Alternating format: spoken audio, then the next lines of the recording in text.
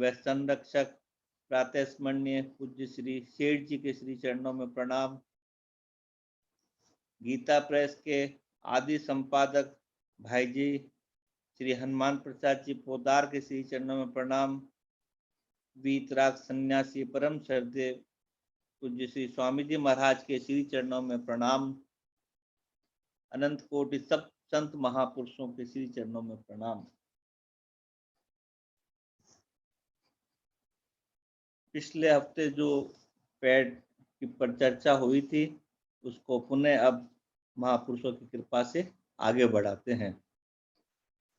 सेठ जी अभी बांकुड़ा में हैं इस पैठ के हिसाब से, और उन्होंने सुबह दोपहर में एक प्रवचन किया था, उसी को वापस रात को प्रवचन किया नारमल जी की दुकान में।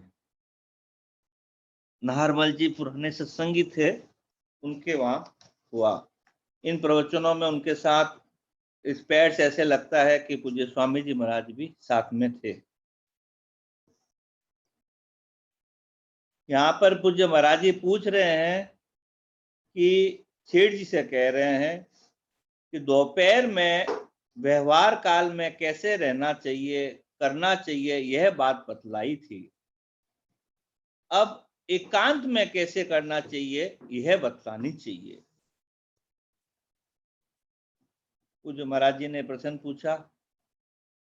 अब कोई ये नहीं समझ ले कि महाराज जी ने प्रश्न पूछा तो महाराज जी ने क्यों पूछा, क्या बात थी। महाराज जी ने अपने लोगों पर कृपा करने के लिए प्रश्न पूछे, उनको आवश्यकता नहीं थी। ऐसे महापुरुष तो जब आए तभी सिद्ध थे, इसलिए उनको आवश्यकता नहीं थी, पर अपने लोगों के लिए पूछी।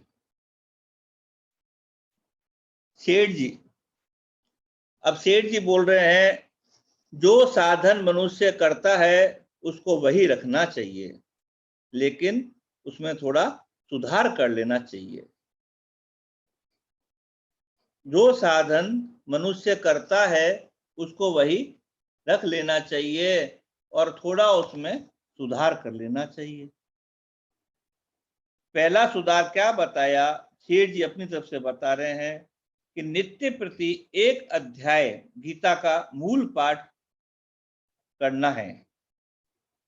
अगर समझना चाहिए, उससे भी अगर उत्तम हो कि अर्थ सहित पाठ करे। एक तो आदमी मूल पाठ करे, तो सेठ जी उससे ज्यादा उत्तम मानते हैं कि अर्थ सहित पाठ करना चाहिए।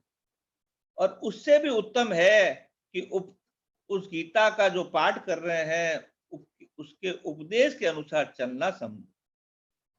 एक आदमी समूची गीता का पाठ करता है बिना समझे, एक आदमी समझकर एक अध्याय का पाठ करता है तो वह उत्तम है, और एक आदमी गीता के एक श्लोक के अनुसार जो मुक्ति देने वाला है उसके अनुसार जीवन बिताता है, बनाता है, वह सबसे श्रेष्ठ है। अब इसका मतलब ये उल्टा नहीं लेना है अपने को कि अपने तो गीता का अर्थ नहीं करते तो गीता क्यों करेंगे, क्या करेंगे, ऐसा नहीं करना है। अपने को पाठ तो करना ही है, लेकिन उससे ज्यादा लाभ लेना है तो उसका अर्थ भी समझना है, और उससे भी ज्यादा लाभ लेना है तो हमारे को उसके अनुसार जीवन बनाना है। तो सेठ जी यही चाहते थे कि मेरे सत्संगी जो है ऊंचे से ऊंचे बने, इसलिए वो ऐसी बातें बता रहे हैं। एकांत में सबसे बढ़कर चीज भगवान का ध्यान है, और जितना उपाय है उन सब का फल है कि भगवान में अनन्य प्रेम हो जाए। ध्यान का भी यही फल है। गीता पाठ कैसे करना चाहिए, पहले श्लोक पढ़ो, फिर उसकी भाषा का अर्थ बाँच कर समझना चाहिए। पहले श्लोक पढ़ लो और उसकी भाषा का अर्थ बाँच कर समझना चाहिए। बड़ी श्रद्धा भाव से पाठ करना चाहिए। गीता भगवान की साक्षात वाणी है, भगवान का श्वास है, गीता भगवान का हृदय है, गीता भगवान का आदेश है। गीता की जितनी महिमा गाई जाए सब थोड़ी है। ऐसे गीता का रोज पाठ करो।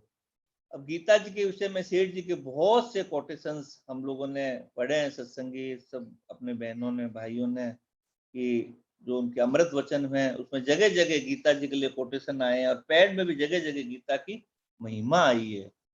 एक जगह तो उन्होंने वहां पे ऐसे लिख दिया, गीता की महिमा मैं आपको पूरी कह नहीं सकता। क्यों? क्योंकि मुझे आपसे काम लेना है। अगर आपको पता चल जाएगा कि गीता जी के एक पाठ कर लिया, अब इतना बड़ा काम हो गया, तो फिर आगे आप काम नहीं करोगे। तो इसलिए मैं गीता जी की पूरी महिमा कह नहीं सकता, ऐसे अमृत वचन में लिखा है। और पूज्य महाराज जी ने भी ऐसा कहा कि सेठ जी बोले थे कि गीता का विवेचन जो है वो मैं 2-4 जन्म ले लूं तो भी नहीं कर सकता हूँ, इतना गीता कह रही है। और महाराज जी ने ये भी एक उनकी वाणी में आया है कि मैंने गीता पे इतनी टीकाएं देखी, बहुत सी टीका है, उसमें मेरे को मधुसूदन जी सरस्वती की टीका अच्छी लगी, लेकिन सेठ जी की टीका उससे भी गहरी लगी। सेठ जी का गीता पे बड़ा एक तरह से कमा बोलना नहीं चाहिए, मतलब कमांड थी, ऐसी था। तो ऐसी बातें थी सेठ जी की, साधन को इस तरह से करना चाहिए कि पहले श्लोक के भाव को हृदय में समझो, फिर श्लोक पढ़ो। लेकिन कोई अगर व्याख्यान देने वाला हो तो पहले श्लोक पढ़ो और पीछे अर्थ कहे। अभ्यास करने वाले को उससे उल्टा करना चाहिए। उस श्लोक में जो भाव है वह उसी समय हृदय में धारण कर ले और काम पढ़ने पर काम में लाओ उसको। जो श्लोक का भाव है उसी समय हृदय में धारण कर लो और कार्य पढ़ने पर उसको काम में लाओ।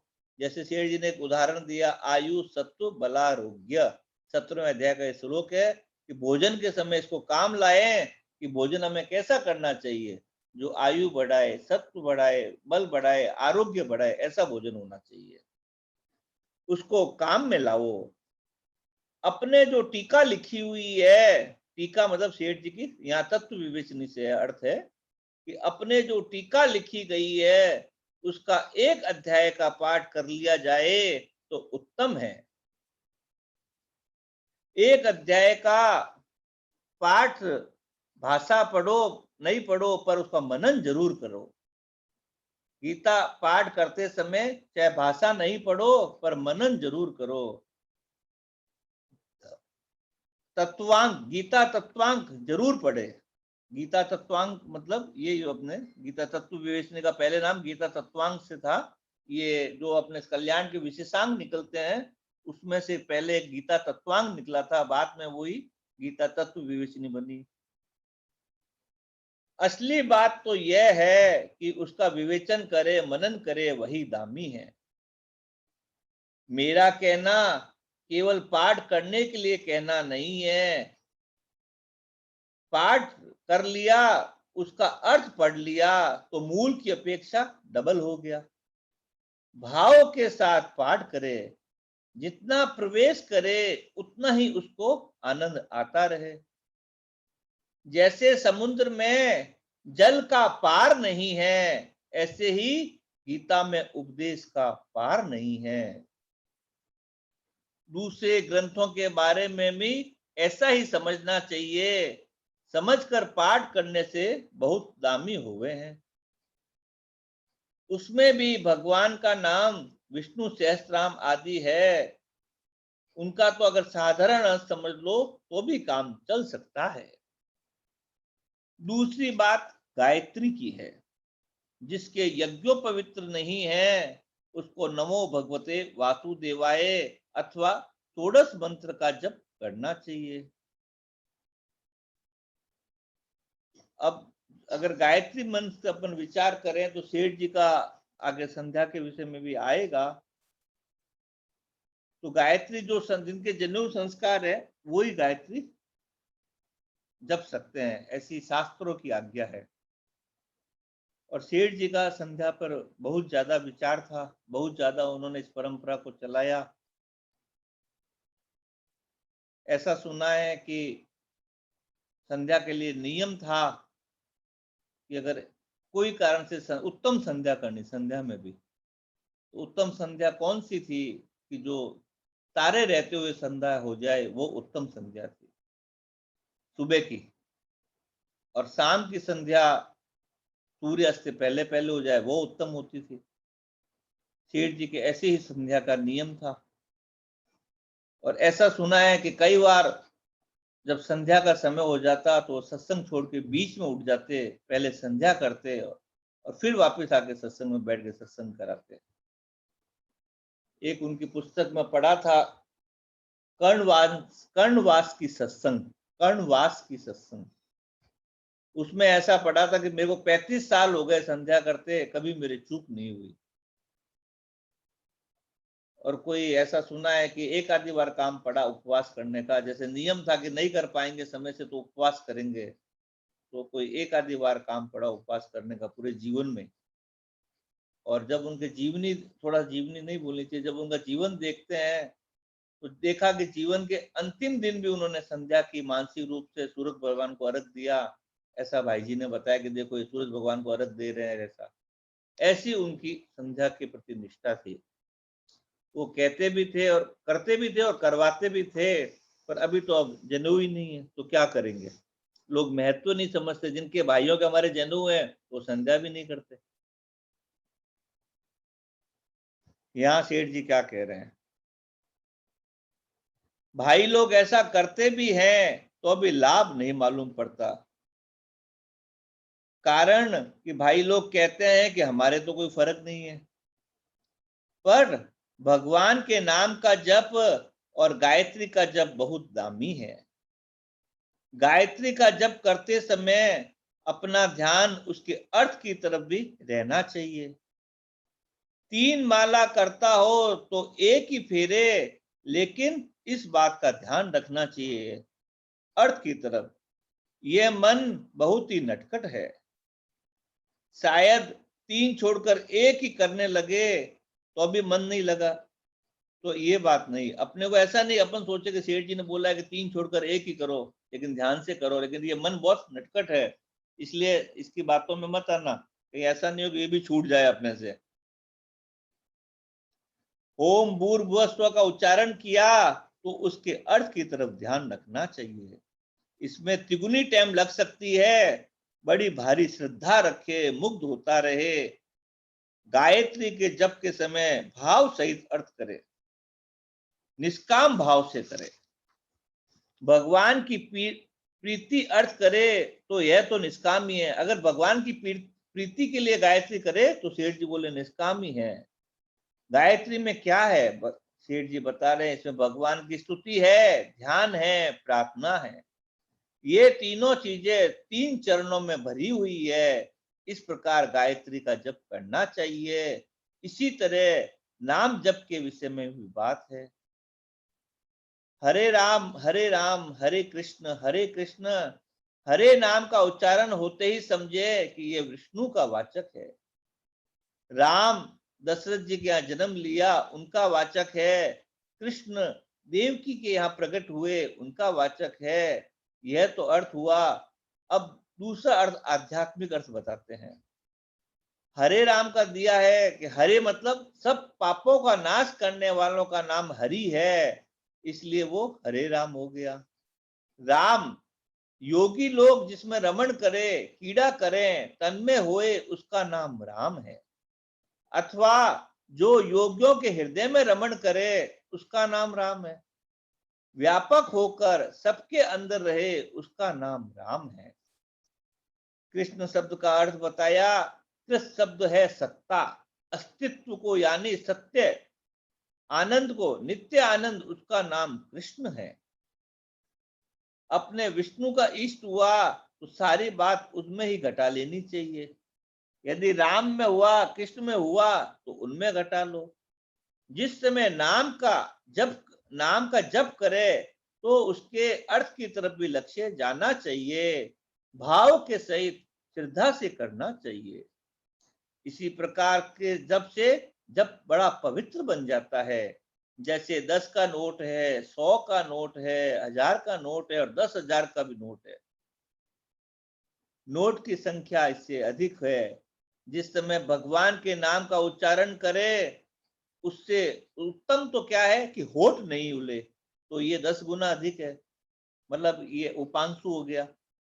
नहीं, उपांशु नहीं, होठ नहीं ले, 10 गुना अधिक है। और विधि यज्ञ से जप यज्ञ 10 गुना श्रेष्ठ है। उपांशु 100 गुना श्रेष्ठ है, और जो मानसिक किया जाए वे 1000 गुना श्रेष्ठ है, और अर्थ सहित किया जावे तो उसको 10,000 गुना समझना चाहिए, ऐसा महर्षि पतंजलि कहते हैं। इस प्रकार जब अर्थ सहित निष्काम भाव से किया जाए तो उसका अनंत गुना लाभ हो जाए। भाव में निष्काम भाव आया, जिस नाम का जप करे उसका अर्थ समझे, मन से करे तो बहुत लाभ हो, ऐसे जप की बड़ी महिमा है। ऐसे ही संध्या की बात है, विधि करते हैं, मंत्र उच्चारण करते ही हैं, तो उसके अर्थ की तरफ भी ध्यान देवे। विनियोग का अभिप्राय है आगे जो मंत्र आने वाला है उसका अर्थ समझने के लिए है, कि उस मंत्र का अमुक देवता है, अमुक ऋषि है, मैं यह काम कर रहा हूं, यह समझने के लिए है। हर एक विनियोग में 4 बातें आती है। अब ये जो संध्या करेंगे वही समझेंगे, जो नहीं करेंगे वो क्या समझेंगे। 4 बातें क्या आती है कि अमुक छंद है, अमुक ऋषि है, देवता की उपासना है और प्रयोग है। ऐसे देखो तो गीता जी में 10वें अध्याय में भगवान ने विभूति योग में गायत्री को अपना विभूति बताई है, छंदा नाम। वहां पर छंद इसलिए रहता है कि छंद के अनुसार उच्चारण करें, प्रेम से उच्चारण करें। ऋषि इसलिए कि फलाने ऋषि से ये प्रकट हुआ, उसने इससे सिद्धि पाई है। देवता इसलिए कि उसमें किस देवता का ध्यान है, किसकी उपासना है। प्रयोग, यह किस काम में प्रयोग किया जाता है। इस प्रकार करके मंत्र उच्चारण के समय लक्ष्य चला जावे तो वो विशेष दामी है। मतलब शेठ जी कह रहे कि मंत्र उच्चारण के समय अगर अपने को उसका लक्ष्य पता चल जाए कि इसमें क्या क्या प्रयोग है तो विशेष दामी है। इस प्रकार नित्य कर्म करे, इसके सिवाय भगवान के नाम का जप करता हो तो वह भी इसी प्रकार करे। सारी क्रिया प्रेम और भाव से हो तो क्षण क्षण में आनंद होता रहे। सूर्य भगवान को अर्घ देवे तो बड़ा श्रद्धा प्रेम से देवे, ऐसा भाव रखे कि साक्षात भगवान ही है। उनका दर्शन हो गया तो साक्षात भगवान का दर्शन हो गया। जितने देवता देखने में आते हैं उन सब में सूर्य भगवान ही साक्षात है। शिव जी, ब्रह्मा जी का स्वरूप आंखों के सामने नहीं है। सूर्य ही भगवान के रूप में प्रकट हुए हैं। ऐसे सूर्य को भगवान मानकर अर्घ देवे, मतलब उनको सर्वोपरि समझना चाहिए। इसमें सेठ जी के एक जीवन की बात सुनी है कि कोई एक सत्संगी भाई गया उनके पास, मेरे को भगवान के प्रत्यक्ष दर्शन करा दो। तो सेठ जी ने कहा करा देंगे। तो के कराइए। मैं के करा तो दूंगा लेकिन तुम मानोगे नहीं। तो क्या, नहीं नहीं आप मान लेंगे, आप कराओ। तो सेठ जी उसको जैसे कमरे के अंदर बैठे थे बाहर लेके गए और सूर्य भगवान की तरफ दिखाया कि ये देखो साक्षात भगवान है। तो क्या वो सत्संगी बोला कि ये तो हम रोज ही करते हैं। तो सेठ जी बोले हमें पहले ही बोला कि तुम मानोगे नहीं। तो सेठ जी की सूर्य भगवान में बहुत ज्यादा निष्ठा थी बचपन से ही। ऐसा उनका नियम था, ऐसा आया है पुस्तक में कि उन्होंने 10 वर्ष तक सूर्य भगवान की उपासना की। और उसका नियम था उसमें कि जब तक सूर्य भगवान के दर्शन नहीं हो तब तक मैं भोजन नहीं लूंगा। तो कई बार उनको बिना भोजन के भी रहना पड़ा कि कई बार सूर्य भगवान नहीं आते बारिश के दिनों में और सूर्य भगवान से सेठ जी बहुत महत्वपूर्ण प्रार्थना करते थे, वो हम सबके काम की है, कि कभी भी किसी पर स्त्री में अगर मेरा कुभाव हो जावे तो मेरे शरीर का नाश हो जाए, ऐसी प्रार्थना करते थे सेठ जी सूर्य भगवान से। तो इसीलिए उन्होंने यहाँ पे सूर्य भगवान को बहुत ज्यादा महत्व दिया कि ये साक्षात भगवान है। उनको भगवान मानकर ही हम लोगों को उपासना करनी चाहिए, अर्घ देना चाहिए।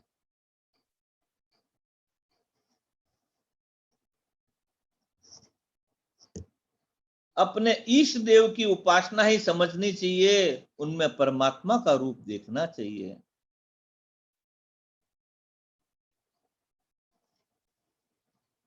यदि कहो तो 1 नंबर चाहते हो, सुगमता चाहते हो, तो यह बात है, अपने इष्ट देव का ध्यान कर ले, इष्ट की स्तुति समझ ले।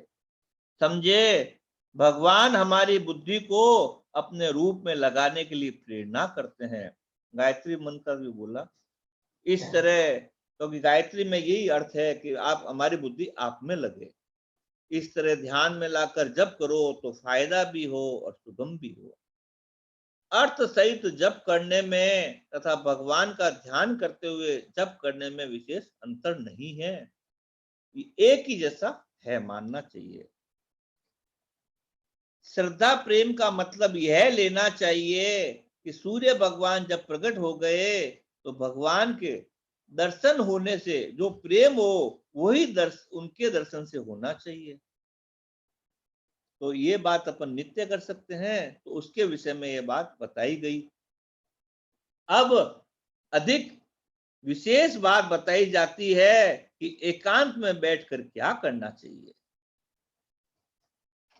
नित्य कर्म के स्थान में जावे तो पहले मन में कर ले कि मेरा मन भगवान में लगे, इसके लिए मैं आ गया हूं। सारा साधन ध्यान के लिए है। एकांत में आसन से बैठे खूब आशा रखे कि भगवान अपने को मिलेंगे। नेत्र बंद करके धारण कर ले कि मानो भगवान आ गए हैं।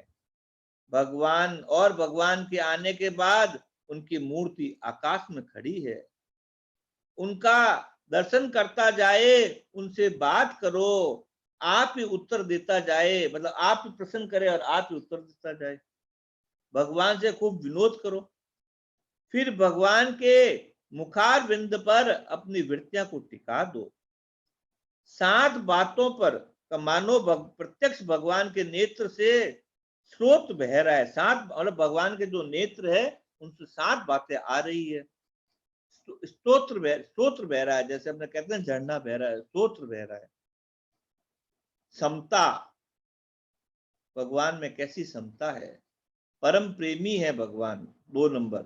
3 नंबर आनंद है, भगवान में दया है, 4 नंबर। 5 नंबर भगवान में ज्ञान है, 6 नंबर भगवान में प्रकाश है, 7 नंबर भगवान में शांति है, और वो इतनी फैली कि मानो बाढ़ आ गई है, सब डूब गए। इस प्रकार ये चीजें अपार बह रही है, फिर ये चीजें इतनी व्यापक हो गई मानो बाढ़ आ गई। इस प्रकार से मुग्ध हो जाए, प्रभु की अपार दया प्रेम समझकर क्षण क्षण में मुग्ध हो जाओ। यदि निराकार का उपासक हो तो यह समझे कि भगवान निराकार रूप से व्याप्त हो रहे हैं, आकाश की तरह स्थित होकर व्याप्त हो रहे हैं। ज्ञान के साधक को धम्म का ध्यान उत्तम है।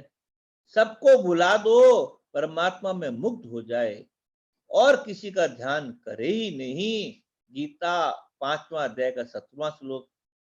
भगवान ही उसके लिए प्रापनीय स्थान है, ऐसे भाव से करके ध्यान करे, भगवान ही उसके लिए प्रापनीय है। अथवा भावना मात्र से ही संसार देखने में आता है तो वह भगवान का ही स्वरूप है।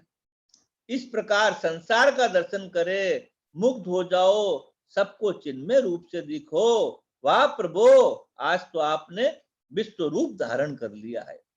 मुग्ध हो जाओ और अपने लिए जो कुछ चीज प्रतीत हो रही है उसको भुला दो। भुलाते भुलाते जो चीज बन जाए, जो भुलाने वाले चेतन वस्तु बचे, उसी भाव में स्थित हो जाओ कि वाह वाह, ये तो चिन्मय है, अनंत है। इस प्रकार से बहुत सी युक्तियां बताई, जो सुगम पड़े उसी के अनुसार ध्यान करो। यही समझ लेना चाहिए कि भगवान के ध्यान के समान कुछ भी नहीं है। यदि 5 मिनट भी ध्यान हो जावे तो उसके सामने त्रिलोकी का राज्य भी नहीं है। फिर ध्यान को सने सने आगे बढ़ावे। आज 1 मिनट हो गया, कल 2 मिनट करे, फिर तीसरे दिन 3 मिनट से कम नहीं करे ही नहीं। माला फेरते हो, निद्रा आ गई, छूट गई तो फिर से माला आरंभ करो। ध्यान में भी इसी तरह करो, दायरा दिन प्रतिदिन बढ़ावे। एक त्यार ध्यान नहीं लगे तो भले ही समय लग जाए, अधिक आधे घंटा लग जाए, उससे ज्यादा लग जाए, पर उससे कम तो अपने को हटे ही नहीं, अपने को ध्यान करना ही है। इस तरह बढ़ता बढ़ता 3-4 घंटा कर देवे तो इससे बहुत लाभ हो सकता है। अमृत पान करने वाला तो फिर भी आता जाता रहता है, परंतु यह जो अमृत है उसका पान करने वाला संसार में नहीं आता है। यहाँ सेठ जी ने 9वें अध्याय के गीता के 2 श्लोकों का उदाहरण दिया। 20वां 21वां त्रिविद्या माम सोमपा पूत पापा यज्ञ रिष्वा स्वर्गतिम पार्थयन्ते। सगुण का उपासक सगुण के ध्यान को, निर्गुण का उपासक निर्गुण का करे। भक्तों का मार्ग तो प्रेम योग है, ज्ञान का मार्ग ज्ञान योग है। प्रेम योग मानो कि भगवान के साथ एक हो जाए, खूब विनोद करे, बातचीत करे, मानसिक नेत्रों से दर्शन करके तर हो जाओ एकदम। नेत्रों से मानो अमृत का ही पान करता है, ऐसी ही बात करे। भगवान की हंसी देकर मुक्त हो जाए, उनके शरीर से अद्भुत गंध आ रही है। ऐसे ही मैं चरणों का स्पर्श कर रहा हूं तो सारे शरीर में बिजली सी दौड़ गई। इस प्रकार का भाव मन में लावे। खूब घंटा 2 घंटा भगवान से बात करे, फिर भगवान के नेत्रों से नेत्र मिलाकर मुग्ध हो जावे। प्रभु के नेत्रों में अनंत गुण है। निराकार तेजोमय रूप से मानो अक्स पड़ रहा, मतलब उसका वो उसको बोलते हैं ना, वो अक्स, वो तेज पड़ रहा है जैसे कोई, मानो अलौकिक उनका असर पड़ रहा है। जितना पाप था सब भस्म हो गया, हृदय बड़ा कोमल और निर्मल हो गया। समझो तुम्हारे ऊपर भगवान की बड़ी दया है। काम क्रोध तुम्हारे पास आ ही नहीं सकते हैं। समझो भगवान की दया से कितनी चेतनता आ गई है। तो ऐसे में क्या कभी निद्रा आ सकती है? ऐसी अवस्था में क्या संसार का चिंतन कैसे हो सकता है? ऐसे भाव लाओ तो क्षण में मुग्धता प्रेम हो जाए। फिर उसके बाद एक चरण जो गीता का है प्रेम मार्ग का, वो सबसे बलवान है। एकांत में उसके अनुसार साधन करे तो भगवान का दर्शन हो जावे। भगवान के दया के सामने क्या नहीं हो सकता। वह चरण है तुष्यंती च रमंती च। भगवान के माही रमन करे, पीछे भगवान के तेसाम सतत युक्ता नाम, ये भगवान की प्रतिज्ञा है। प्रभु के बीच में रमन करे, यह अलौकिक रमन है। उनको अपने पास समझा करे, कीड़ा करे, उसके नेत्रों से नेत्र मिलाना, उनके चरणों को स्पर्श करे, वही कीड़ा है। सारी इंद्रियों को भगवान में ही रमता रहे, मुग्ध होकर उनसे वार्तालाप करे, कभी उनके साथ गावे, कभी रोवे, कभी किलकिलाव करे। इस तरह लीला करता रहे। प्रत्यक्ष की तरह धारण करके प्रेम बढ़ाए, प्रभु को प्रत्यक्ष की तरह ज्यों देखे। मन से उनके मुखार विंद को देखे। मित्र भाव या दास भाव दोनों ही रखो। कभी प्रणाम करे, कभी हृदय से हृदय मिलावे। जब जब सारे शरीर में रोमांच होने लग जाए, तब समझना चाहिए कि अब साधना ठीक हो गई है। काम काम मतलब यह काम से दिया है, कामना वाला काम पतन करने वाला है, प्रेम मुक्ति देने वाला है। इस प्रकार से एकांत में बैठकर घंटा 1 घंटा रोज बितावे, फिर तो क्या उसकी काया ही पलट हो जावे। सारा शरीर उसका प्रेम से भर जाता है। उसका शरीर इंद्रियां दिव्य हो जाती है। उसका नेत्र प्रेम से परिपूर्ण हो जाता है। यह अभी रमंती की बात बतलाई गई। इस प्रकार प्रेम में विभोर होना वही रमन है। ऐसा ध्यान हृदय में बैठ जावे तो फिर वह खावे पीवे कुछ भी करे तो भी उसका ध्यान तो वही रहता है, मतलब उसको ध्यान टूटता नहीं है। उनका दर्शन मधुर है, साक्षात है, वह माधुरी मूर्ति है, उससे मधुर रस का पान करे। उस प्रकार समझे जैसे चंद्रमा का जैसे प्रभाव पड़ता है, उसी प्रकार परमात्मा का पड़ता है, ऐसे समझे। रोम रोम में गुण शांति से भरा गया है, इस प्रकार भाव करके मुक्त हो जाए तो वही तुष्यंती है। ऐसी कीड़ा ही रमनती है, ऐसा समझे कि मेरी इस कीड़ा से प्रभु खुश हो रहे हैं, उनकी कीड़ा से मैं खुश हो रहा हूं। इस प्रकार समय बितावे तो मन उसको छोड़ ही नहीं सकता है। और इसका फल क्या है? फल है भगवत प्राप्ति। इस प्रकार से भगवान को मुक्त करके भगवान की प्रसन्नता से खुश होता रहे और अपनी प्रसन्नता से समझे कि वे खुश हो रहे हैं। दोनों ही एक दूसरे के साथ प्रेम का व्यवहार करते हैं। इस प्रकार का भाव करने से वास्तव में भगवान प्रकट हो जावे हैं। अब समय लगभग हो गया है, कुछ थोड़ा बाकी है, तो आगे फिर कल का विचार कर लेते हैं। नारायण नारायण श्रीमन्नारायण नारायण नारायण श्रीमन्नारायण नारायण श्रीमन्नारायण नारायण नारायण श्रीमन्नारायण नारायण नारायण श्रीमन्नारायण नारायण नारायण श्रीमन्नारायण नारायण नारायण। सियावर रामचंद्र जी की जय। मोर मुकुट बंसी वाले की जय। नारायण नारायण।